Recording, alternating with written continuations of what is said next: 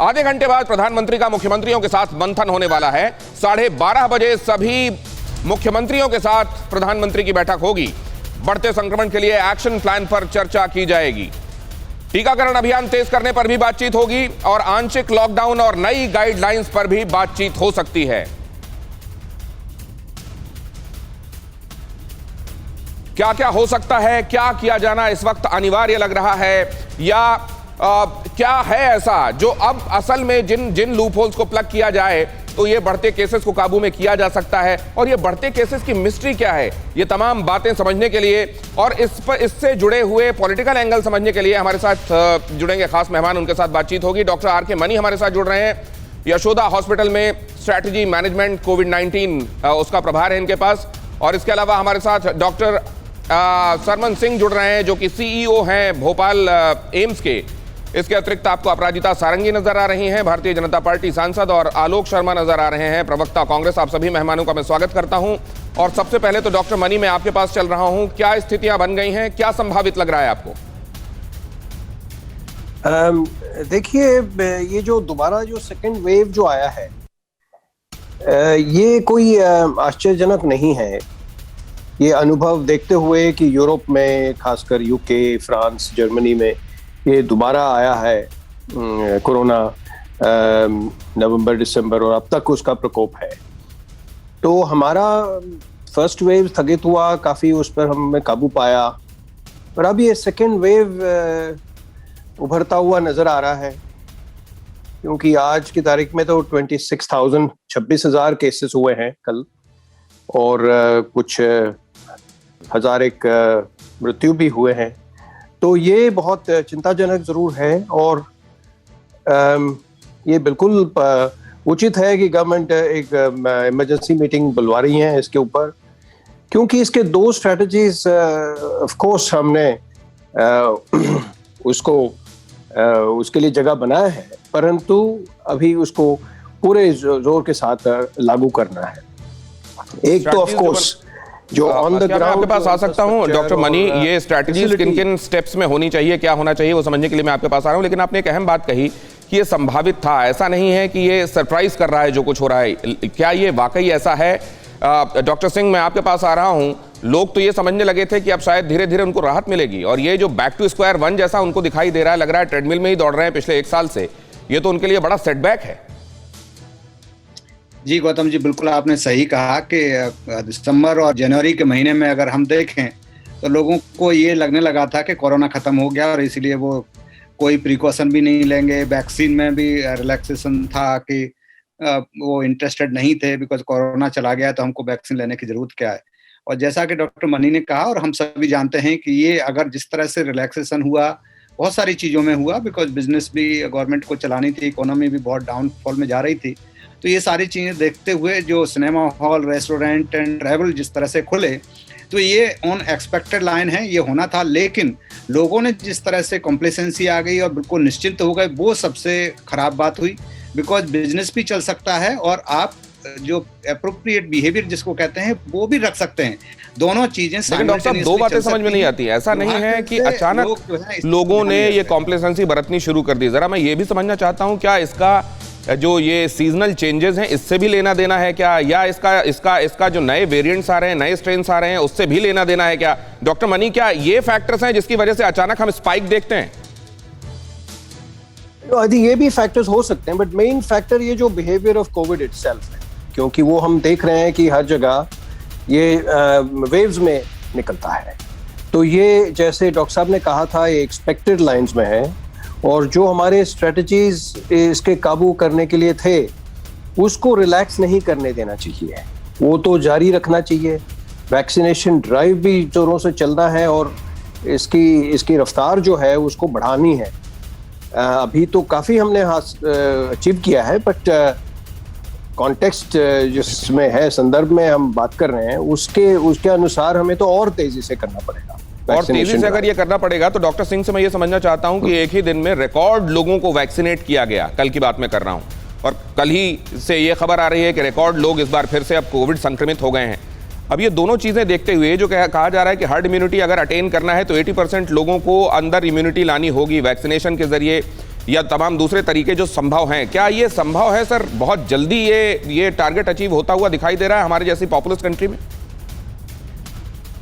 नहीं, देखिए गौतम जी, बिल्कुल सारी सरकारें बहुत कोशिश कर रही हैं, लेकिन अभी भी जितना नंबर ऑफ वैक्सीन होना चाहिए वो नहीं हो पा रहा। लगभग 70 करोड़ लोगों को वैक्सीन करना है और अभी हमारे 2 महीने में 16 जनवरी से शुरू हुई और कल तक का डाटा देखें तो लगभग 3 करोड़ 26 लाख लोगों को ही वैक्सीन लगी है।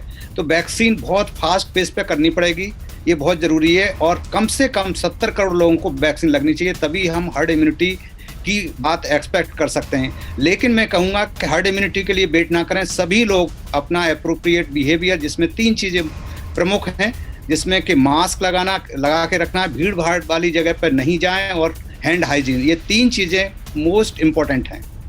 भीड़ ना लगाएं, भीड़ से बचें, भीड़ में जाने से बचें, मास्क लगाएं और सैनिटाइज करें। ये वैसा ही हो गया है कि शिकारी आता है, जाल फैलाता है, जाल में नहीं फंसना चाहिए। हम सब सुन रहे हैं, लेकिन उसके बावजूद इस ट्रैप में फंस रहे हैं। ये क्यों हो रहा है, इस पर भी चर्चा करेंगे। लेकिन हमारे पॉलिटिकल गेस्ट के पास जाऊं उससे पहले एक अहम खबर बता दूं आपको। पीएम की बैठक में ममता बनर्जी शामिल नहीं होंगी, सोर्सेस ऐसा कह रहे हैं। घोषणा पत्र कार्यक्रम की वजह से ममता शामिल नहीं होंगी, ऐसा कहा जा रहा है। कैंपेनिंग के कार्यक्रम में भी वो व्यस्त रहने वाली हैं, और क्योंकि उनको कैंपेनिंग करनी है और साथ में घोषणा पत्र लाना है, लिहाजा मुमकिन है कि वो इस बैठक में शामिल नहीं हो। ज्यादा संभावना इसी बात की है कि वो उस बैठक में शामिल नहीं होंगी। अपराजिता जी, ये पहली बार होता तो शायद ये समझा जाता कि हाँ, ये वन ऑफ ऐसा मामला है जिसमें ममता जी व्यस्त हो गई होंगी, लेकिन आप लोग तो इसको निश्चित रूप से ऐसा देख रहे होंगे कि ये केंद्र के साथ कोऑपरेट ना करना जो उनकी आदत में शुमार रहा है, वही उसी की एक अगली कड़ी है। आप सबको मेरा नमस्कार। सबसे पहले तो मैं कह दूं कि आदरणीय प्रधानमंत्री जी आज सारे मुख्यमंत्रियों से बातचीत करने जा रहे हैं और किस तरह का दिशा निर्देश होगा, किस तरह के कार्यान्वयन की पद्धतियां होंगी, इस विषय में चर्चा की जाएगी। जब भी इस तरह का माहौल होता है, इस तरह की महामारी आती है या इस तरह की चुनौती आती है देश के सामने, तो मुझे लगता है आदरणीय प्रधानमंत्री जी ने जो राष्ट्र को दिखाया है, 2 बातें होती हैं। एक होता है योजना सही होनी चाहिए और दूसरा होता है इस योजना का कार्यान्वयन ठीक ढंग से होना चाहिए, बड़ी मुस्तैदी के साथ होना चाहिए। हम सब ने देखा कि जब फर्स्ट वेव हुआ था तो प्रधानमंत्री जी के नेतृत्व में भारत ने विश्व को रास्ता दिखाया और बड़ी मुस्तैदी के साथ काम किया। मैं भारतीय जनता पार्टी की प्रवक्ता होने के नाते या नहीं कह रही हूँ, मैं भारत के नागरिक होने के नाते कह रही हूँ। और अब अगर हम इसे सेकेंड वेव कहें तो मुझे लगता है सही होगा। और जैसा कि अभी कहा गया कि यूके, फ्रांस, जर्मनी में ये हो चुका है और वो लोग जूझ रहे हैं, ये दूसरा वेव आया है, तो भारत में अगर आया है तो कोई बड़ी बात नहीं है। लेकिन अब आज के दिन हमें ये सोचना है कि ये जो औसतन 23,500 एक्टिव केसेस जो निकल कर आ रहे हैं, ये केसेस की संख्या 11,000 थी कुछ दिन पहले औसतन, और अभी 23,500 हो गई है। तो निश्चित तौर पर यह चिंता का विषय है और योजना भी सही हो और कार्यान्वयन भी सही हो। इस दिशा में मैं एक बात और कह दूं कि आपने फर्स्ट वेव की हैंडलिंग में देखा होगा कि प्रधानमंत्री जी ने कोऑपरेटिव फेडरलिज्म पर बहुत जोर दिया, सारे राज्यों को लेकर काम किया। कोई विपक्ष में है, कोई पक्ष में है, लेकिन सबको लेकर काम किया, सबकी बातों को सुना और तब दिशा निर्देशन दिया। और मैं आपको कह दूं कि कुछ समय बाद, कुछ महीनों बाद सब्जेक्टिव हो गया था। जिस राज्य ने, जिस मुख्यमंत्री ने जैसा चाहा किया। तो इसमें आपने इशारों में एक बड़ी बात कह दी है। कोऑपरेटिव फेडरलिज्म को लेकर प्रधानमंत्री चले, शुरुआत में दिखाई भी दिया, लेकिन बाद में ऐसा दिखाई दिया कि उन राज्यों ने अपने हिसाब से चीजें करनी शुरू कर दी। और ये जो आप कह रही हैं औसत जो केस आ रहे हैं, शायद उसमें आपका इशारा यह भी था कि यह देखा जाना चाहिए कि ज्यादा केसेस किन राज्यों से आ रहे हैं। और इससे पहले कि मैं आलोक जी के पास चलूं, यह खबर आपको बता दूं कि कोरोना पर पीएम के एक्शन की मायावती ने की तारीफ। सही समय पर सभी सीएम की मीटिंग बुलाई है, कहा है मायावती ने। मुख्यमंत्रियों के साथ मीटिंग का स्वागत है। मायावती ने यह भी कहा कि हमें वैक्सीनेशन तेज करने की जरूरत है, गरीबों और मध्यम वर्गीय लोगों ने को मुफ्त वैक्सीन दी जाए, ये मांग भी रखी है। आलोक जी के पास में चलूंगा। आलोक जी, एक अहम बात जो अपराजिता जी ने कही, क्या वाकई बाद में राज्यों ने भी इसको अपने हिसाब से ट्रीट करना शुरू कर दिया और जो आवश्यक था वो नहीं किया गया, लिहाजा स्थितियां ऐसी बनी हैं?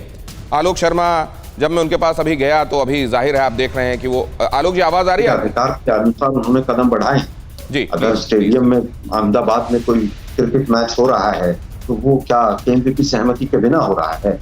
मुझे लगता है कि आज का विषय ये है कि सबसे तो ज्यादा पिछड़े हुए हम वैक्सीनेशन में। 2.5 महीने में अगर 2.5 से 3.25 करोड़ का हुआ तो 1 महीने में लगभग 1 करोड़ लोगों को वैक्सीनेशन हुआ। हम पूरे विश्व में तो अपना डंका बजाने की बात कर रहे हैं।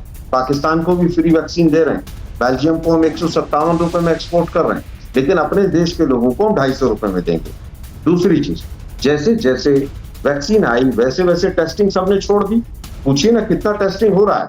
जो ये आंकड़े हैं 11,000 23,000 ये सब भ्रामक आंकड़े हैं। बिल्कुल भी टेस्टिंग ऑलमोस्ट नील होती चली गई। टेस्टिंग नहीं होगी तो स्वाभाविक है, क्योंकि टेस्टिंग ही एक इसका सबसे बड़ा टूल था। जहां तक बात कोऑपरेटिव फेडरलिज्म की है, अरे भाई जीएसटी का पैसा तो आप राज्यों का दे नहीं रहे हैं। बजट में 2.5 रुपए और 4 रुपए का जो सेस लगाया था, वो क्यों लगाया था आप लोगों ने? ताकि एक्साइज ड्यूटी का पैसा जो स्टेट्स को शेयर जाता है वो ना देना पड़े स्टेट्स को। तो ये तो इतना अच्छा बड़ा कोऑपरेटिव फेडरलिज्म का इनका पूरा तरीका है। मुझे लगता है कि वैक्सीनेशन के मामले में 0.8% की वैक्सीनेशन हुई है। और कुछ ही देर में पीएम का मुख्यमंत्रियों के साथ मंथन होगा। बढ़ते संक्रमण के लिए एक्शन प्लान पर चर्चा होगी। टीकाकरण अभियान तेज करने पर भी बातचीत होगी। आंशिक लॉकडाउन और नई गाइडलाइंस पर भी चर्चा हो सकती है। कुछ ही देर में ये मंथन शुरू होने वाला है। यहां से क्या निकलता है उस तरफ हम आपको ले चलेंगे, लेकिन फिलहाल अपने मेहमानों की तरफ एक बार फिर से चलते हैं। आलोक शर्मा जी ने अब से कुछ देर पहले ब्रेक पर जाने से पहले कई सवाल उठाए थे। अपराजिता जी से उनका जवाब लेता हूं। अपराजिता जी, क्या गलतियां केंद्र सरकार की तरफ से, चूक या लापरवाही या कॉम्प्लेसेंसी हो गई क्या बीच में? देखिए, कांग्रेस का काम ही है नकारात्मक होना, नकारात्मक मनोवृत्ति का प्रदर्शन करना। मैं एक बात कह दूं कि कुछ ऐसे मसले होते हैं, कुछ ऐसे मुद्दे होते हैं जिनका राजनीतिकरण शोभा नहीं देता। अभी महामारी है, हम सबको मिलकर काम करना है। और मैं बता दूं कि वैक्सीनेशन के बारे में हम सब जानते हैं कि ये 2 देशी वैक्सीन्स हैं जो रिकॉर्ड टाइम में डेवलप हुए हैं और अभी तक 5,94,00,000 डोजेज का करीबन 72 देशों को हम लोगों ने भेजा है। लेकिन संतुलन बरकरार हम रख रहे हैं। हमारे देश में भी लोगों को दिया जा रहा है। करीबन कल का जो फिगर मैं आपको बता दूं, 3,48,000 लोगों ने लिया है। और मुझे लगता है कि इसमें एहतियात बरतना है। ये हम अचानक नहीं कर सकते हैं। ऐसा नहीं है कि हम सबको बुलाकर लाइन में खड़े होकर दे दें। हमें हर एक पेशेंट के साथ 30 मिनट बैठना पड़ता है। तो मुझे लगता है कि थोड़ा धैर्य रखें, काम चल रहा है। और जहां तक महाराष्ट्र की बात है, मैं आपको कह दूं, महाराष्ट्र हमारा फोकस है। जो हमारे हेल्थ सेक्रेटरी हैं, हमारे स्वास्थ्य सचिव हैं, स्वास्थ्य मंत्रालय के, केंद्र सरकार के, उन्होंने चिट्ठी लिखी और उसमें सारे दिशा निर्देश दिए हैं और हर एक मुहूर्त में, हर एक क्षण इसकी मॉनिटरिंग की जा रही है। दूसरी बात मैं कह दूं, 1 अप्रैल से कुंभ मेला शुरू हो रहा है जो सुपर स्प्रेडर हो सकता है। तो इस दिशा में भी 3 सदस्यीय टीम हमारी स्वास्थ्य मंत्रालय से चली गई है। हम सबको एहतियात बरतना है, जन सचेतनता का विकास करना है। और इलेक्शन कैंपेन्स के दौरान भी इसका ध्यान रखा जाना बहुत जरूरी है। सुपर स्प्रेडर सिर्फ कुंभ नहीं है। मुझको लगता है इलेक्शन रैलीज को अक्सर इससे बाहर करके देखा जाता है दायरे से। समझ सकती हूं,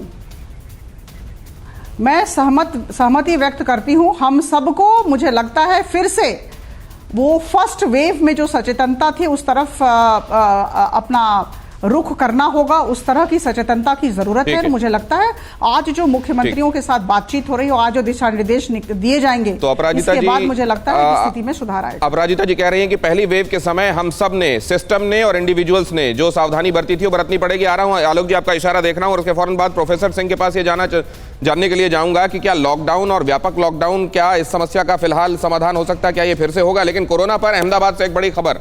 अहमदाबाद में गार्डन और पार्क बंद करने का आदेश हुआ है। कुछ पर्यटकों के लिए जो स्थल हैं उनको भी बंद करने के लिए कहा गया है। पर्यटन स्थल बंद हो रहे हैं, गार्डन्स और पार्क्स को बंद करने के लिए कहा गया है। और आप देख रहे हैं कि तमाम राज्य इस बारे में जो आवश्यक समझा जा रहा है वो कदम उठा रहे हैं। लेकिन अब कुछ देर बाद जब प्रधानमंत्री के साथ उनकी बातचीत होगी और कहां क्या देखने को मिल सकता है, इस पर हम लौटेंगे। आलोक जी, देखिए, मुझे लगता है कि जो मैंने फैक्ट्स दिए उसमें कहीं पर कोई त्रुटि नहीं। मेरे पास जो डॉक्यूमेंट है, सरकार ने अभी तक 1,86,500,000 डोजेस खरीदी हैं दोनों कंपनियों से मिलाकर। अब मुझे नहीं पता कि 3 करोड़ जो डोजेस बता रहे हैं बीजेपी के प्रवक्ता, वो कहां से लगे हैं और कैसे, कहां से आई है वो वैक्सीन, मुझे नहीं मालूम है, क्योंकि सरकार ने उतने डोजेस खरीदे ही नहीं है। पहली चीज। दूसरी चीज, आज आप पार्क बंद कर रहे हैं अहमदाबाद में, और 2 दिन पहले क्रिकेट के मैच हो रहे थे, लाखों लोग वहां पर बैठे थे। तो सरकार पूरी तरह से कोरोना को कैसे कंट्रोल किया जाए उनकी कोई गाइडलाइन नहीं है। देश के प्रधानमंत्री से लेकर देश के गृह मंत्री से लेकर तमाम पूरी सरकार बंगाल में बैठी हुई है। एक तरफ महामारी सवाल नहीं उठना चाहिए, राजनीति नहीं करनी चाहिए, लेकिन ये वोट मांग सकते हैं। कोरोना में काम नहीं करेगा कोई। पूरी की पूरी सरकार, पूरी भाजपा बंगाल में 6 महीने से बैठी हुई है। कितने ट्रिप मोदी जी के हुए और कितने अमित शाह जी के हुए हैं, उसका जवाब नहीं है इनके पास। लेकिन कांग्रेस सवाल पूछ ले, सवाल नहीं पूछा जाना चाहिए। टेस्टिंग ड्राइव के मामले में सरकार पूरी तरह से फेल है। मैं पूछना चाहता हूं, 3 घोटाले हुए थे। मध्य प्रदेश के अंदर घोटाला हुआ टेस्टिंग का, गुजरात के अंदर वेंटिलेटर घोटाला हुआ, हिमाचल में पीपीई किट घोटाला हुआ। तीनों सरकारें इनकी थी, क्या एक की भी जांच पूरी हो पाई? कोई नहीं हुआ। केवल और केवल आलोक, ये सवाल लेकर मैं जाता हूं अपराजिता के पास, लेकिन आपसे एक सवाल जानना चाहता हूं। अपराजिता जी के पास मैं जाऊं उससे पहले आपसे एक सवाल कि ठीक है, अगर आप यहां पर कहते हैं हिंदुस्तान में ये सब हो रहा है, तो आप क्या कहेंगे जहां वेस्टर्न कंट्रीज में अचानक स्पाइक हुआ है? वो वहां तो एहतियात भी बरती गई है, वैक्सीनेशन भी हुआ है, क्या ये देखिए, इजराइल के अंदर 95% के अराउंड वैक्सीनेशन हो गया है। यूएस से हमारे जैसा ही पैरेलल देश है, 30% से ज्यादा वैक्सीनेशन हो गया है। हम 2% पे लटके हुए हैं। विश्व गुरु है ना हम तो। हमारे यहाँ पर वैक्सीनेशन का कौन सा मॉडल है किसी को समझ नहीं आ रहा है। बेल्जियम एक विकसित देश है, उसको हम 157 रुपए में वैक्सीन जो है बेच रहे हैं, और हमारे यहाँ पर 250 रुपए में लगी। और मैं एक चीज बता दूं दिनेश जी आपको, 2 कंपनी जो प्रोड्यूसर है वैक्सीन की, दोनों को आपस में भिड़ा दिया इस सरकार ने। कुछ बीजेपी के लोगों ने कमीशन खाने के चक्कर में दोनों के अंदर भी रिफ्ट डाल दी है। इसका जवाब भी लेते हैं आलोक जी, एक अहम खबर आ रही है, वो जरा अपडेट कर दें अपने दर्शकों को। कोरोना पर सभी सीएम के साथ पीएम की बैठक शुरू हो गई है। मुख्यमंत्रियों के साथ पीएम की यह बैठक शुरू हो गई है, जिसकी तस्वीरें आप देख रहे हैं यहां पर। अभी प्रधानमंत्री बोल रहे हैं। अभी आप जो देख रहे हैं ये फाइल फुटेज है, माफ कीजिएगा। कुछ ही देर में हम आपको वहां से आ रही तस्वीरें भी दिखाएंगे। अभी जो आप देख रहे हैं वो तस्वीरें तब की हैं जब इसके पहले वैक्सीनेशन की ड्राइव जब शुरू हो रही थी, तब प्रधानमंत्री ने बातचीत की थी तमाम मुख्यमंत्रियों से। और अभी एक बार फिर से मुख्यमंत्रियों के साथ मंथन होने वाला है। ये बैठक शुरू हो चुकी है। बैठक की पहली और ताज़ा तस्वीरें जैसे ही हमारे पास आती हैं हम आप तक पहुंचाएंगे, लेकिन एक बार फिर से चर्चा का रुख करते हैं। कई जगहों पर हमने प्रायोरिटाइज करने में क्या गलती की है अपराजिता जी, जिसका इशारा कर रहे हैं आलोक जी? अपराजिता जी अभी हमारे साथ नहीं है ऐसा बताया जा रहा है। मनीष हमारे साथ जुड़ गए हैं। मनीष झा, इस बैठक के बारे में और ज्यादा अपडेट हमको पहुंचाएंगे। बैठक शुरू हो गई क्या, और क्या संभावनाएं लग रही हैं? क्या ऐसा पहले से है जो लग रहा है कि ये तो होगा ही? मनीष, देखिए, बैठक शुरू हो गई है प्रधानमंत्री की तमाम मुख्यमंत्रियों के साथ और कुछ केंद्र शासित प्रदेश के उपराज्यपालों के साथ। और जहां तक संभावना की बात है तो इस मामले में हमें जो जानकारी मिली है, 2 मुख्य एजेंडे हैं जिस पर प्रधानमंत्री और सभी मुख्यमंत्रियों की बातचीत होनी है। पहली बात है कि अभी तक जो हमारा वैक्सीनेशन है वो लगभग 3.5 करोड़ का आंकड़ा पहुंचा है, और लक्ष्य है कि आगे जून जुलाई के आखिर तक ये वैक्सीनेशन का जो प्रोसेस है उसको 30 करोड़ तक पहुंचाया जाए। तो कैसे इसमें तेजी लाई जाए, इस पर चर्चा होनी है। दूसरी बात, जो 7 राज्यों में कोरोना के मामले फिर से उठे हैं, खास करके महाराष्ट्र उसमें सबसे बड़ा हिस्सेदार है, तो कैसे इस पर नियंत्रण किया जाए। और तीसरी बात है कि प्रधानमंत्री इस बात को लेकर भी संकेत दे सकते हैं कि जो दूसरे चरण का प्रोसेस होगा, जिसमें 60 साल से कम उम्र के लोग यानी कि आम लोगों तक कैसे वैक्सीनेशन पहुंचाया जाए, उसका क्या प्रोसेस होगा, इन सब पर चर्चा होनी है। तो ये चर्चा शुरू हो चुकी है, बैठक शुरू हो चुकी है। आने वाले समय में हम दर्शकों को बता पाएंगे कि इस बैठक में क्या नतीजा निकलता है। लेकिन निश्चित तौर पर जब वैक्सीनेशन का प्रोसेस शुरू हुआ है तब से ये दूसरी बैठक है, और जब से प्रधानमंत्री ने दूसरे चरण का वैक्सीनेशन का प्रोसेस किया है, या फिर कहें कि जब प्रधानमंत्री ने वैक्सीन ली है उसके बाद से ये पहली बैठक है जब प्रधानमंत्री स्वयं तमाम राज्यों के मुख्यमंत्रियों से बात करेंगे और उस पर चर्चा करेंगे। तो वैक्सीनेशन ज्यादा बड़ा फोकस एजेंडा इस बैठक में होने वाला है। जी, वैक्सीनेशन बड़ा फोकस होने वाला है, तो मतलब लोगों का खास तौर से इकोनॉमी को देखते हुए, रोजगार देखते हुए लोगों का एक बड़ा एप्रीहेंशन ये है कि ये केसेस एक बार फिर से बढ़ रहे हैं, तो लॉकडाउन कहीं व्यापक स्तर पर ना होने लगे। इसको लेकर कुछ अंदाजा लग रहा है क्या मनीष? देखिए, अभी तक की जानकारी के मुताबिक मैं अपने दर्शकों को यह आश्वस्त कर सकता हूं कि फिलहाल। मनीष, मैं आपको रोक रहा हूं, एक अहम खबर बता दूं। जैसा कि हम पहले ही बता रहे थे, सोर्सेज के हवाले से यह खबर आ रही थी और अब ये पुष्ट हो गई है कि पीएम की बैठक में ममता शामिल नहीं हो रही है। मनीष, अपनी बात पूरी कीजिए। जी हाँ, बिल्कुल। देखिए, सबसे पहले तो ममता बनर्जी को लेकर मैं बता दूं कि ममता बनर्जी को लेकर कल से ही ये असमंजस बना हुआ था कि क्या ममता बनर्जी पीएम की बैठक में शामिल होंगी या नहीं। यह भी कहा जा रहा था कि शायद राजनीति से परे होकर ममता बनर्जी अपने राज्य के में कोरोना केसेस को लेकर बैठक में जरूर शामिल होंगी, लेकिन फिर वही बात है कि एक तरफ लोगों का स्वास्थ्य, दूसरे तरफ राजनीति, लेकिन राजनीति लोगों के स्वास्थ्य पर हावी पड़ा और प्रधानमंत्री की बैठक में ममता बनर्जी अब तक शामिल नहीं हुई है। जाहिर है कि इसका एक बहुत अच्छा संकेत नहीं होगा, लेकिन प्रधानमंत्री की बैठक में जो तमाम राज्यों के मुख्यमंत्री शामिल होने जा रहे हैं, तो ऐसी स्थिति में निश्चित तौर पर यह संभावना तो अब बनी रही है कि वैक्सीनेशन के प्रोसेस को लेकर जब प्रधानमंत्री ये बात करेंगे तो ये जरूर चर्चा होगी, या फिर शायद ममता बनर्जी अगर इस बैठक में होती तो कम से कम वो अपने राज्यों में वैक्सीनेशन के प्रोसेस को ठीक तरीके से बता पाती।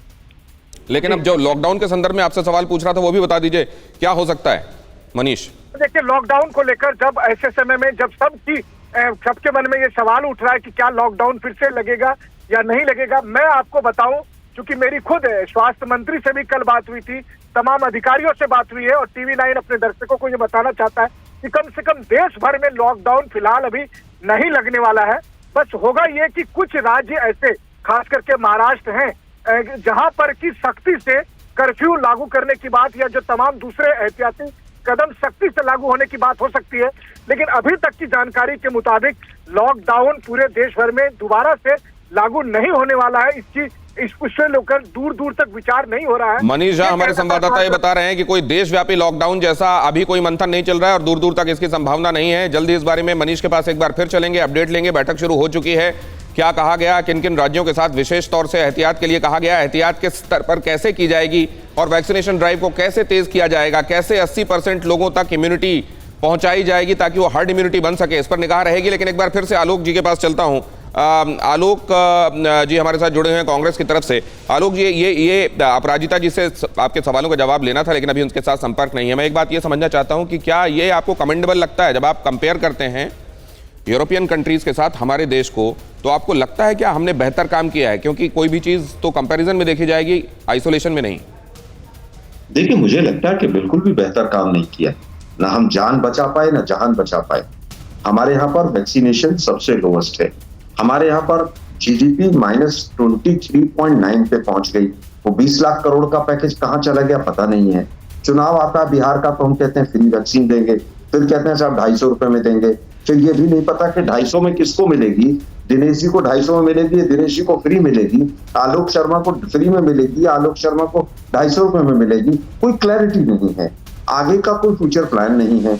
आपने देखा 2 दिन पहले 1.5 लाख लोग बैठकर। आलोक जी, एक खबर आपको बता दूं और इस पर आपसे रिएक्शन भी लेना है मुझे कि छत्तीसगढ़ के CM भूपेश बघेल भी इस बैठक में शामिल नहीं हो रहे हैं। अब ये कोऑपरेटिव फेडरलिज्म है क्या आलोक जी? कौन सा? CM छत्तीसगढ़ के भी शामिल नहीं हो रहे हैं इस बैठक में, भूपेश बघेल नहीं है इस बैठक में। देखिए, मुझे नहीं पता कि बैठक कब बुलाई गई है। क्या बैठक का एजेंडा 4 दिन पहले तय हो गया कि 4 दिन पहले CM की मीटिंग हो? अगर प्रधानमंत्री को सबको साथ लेकर चलना है तो समय भी देना चाहिए। जहां तक मेरी सूचना है, आज ही सुबह या कल शाम को ये मीटिंग तय हुई है। अगर आज और कल शामिल हुई है मीटिंग और सब लोग, क्योंकि तमाम राज्यों में चुनाव चल रहे हैं, क्या जिस दिन मोदी जी की सभा होती है उस दिन अगर सब लोग कहें कि आज मीटिंग रख लीजिए तो क्या मोदी जी रख लेंगे क्या मीटिंग? मुझे लगता है कि अगर आपस में सबको मिलकर चलना है तो अच्छी बात रहेगी, सबको शामिल होना चाहिए। लेकिन उसका मीटिंग का एजेंडा कब तय हो रहा है उसका भी पूरा खुलासा होना चाहिए। आज विषय ये है दिनेश जी कि आप मीटिंग तो कर रहे हैं, लेकिन अभी 2 दिन पहले ही आपके 2 कैबिनेट के मिनिस्टर लाला रामदेव की दवाई का प्रचार कर रहे थे, जिसके ऊपर WHO ने आपको फटकार लगाई। आपका इतना तो बड़ा मिसमैनेजमेंट है। FIR होनी चाहिए दोनों के ऊपर, केंद्रीय मंत्रियों के ऊपर। आज पूरे आपने प्रशासन को मजाक बना दिया।